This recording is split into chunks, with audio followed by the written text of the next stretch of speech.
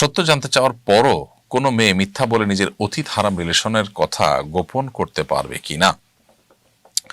দেখুন, যদি এমন হয় যে এখানে এই সত্য বলার কারণে আপনি বড় ধরনের ক্ষতির মুখোমুখি হবেন এবং আপনার স্বামী আপনাকে বারবার জিজ্ঞেস করা সত্ত্বেও যদি আপনি সত্য উচ্চারণ করেন, তাহলে সেক্ষেত্রে আপনার ভয়াবহ বিপদ আপনার উপর নেমে আসবে। তাহলে আপনি নিজেকে রক্ষা করবার প্রয়োজনে আপনি কৌশলে সরাসরি মিথ্যা না বলে একটু ঘুরিয়ে পেঁচিয়ে আপনি এড়িয়ে যেতে পারেন।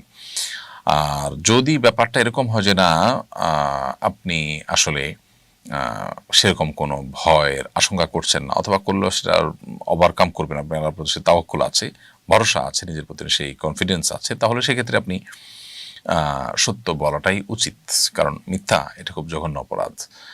এড়াতে পারলে ভালো, কিন্তু এড়াতে না পারলে আপনি ডাইরেক্ট মিথ্যা কথা বলাটা খুবই গুনাহের কথা। হ্যাঁ, যদিও বিপদে পড়ে মিথ্যা কথা বলা কেউ একরাম জায়েজ বলেছেন, একান্ত নিরুপায় হলে এবং বড় ধরনের বিপদের আশঙ্কা হলে তখন।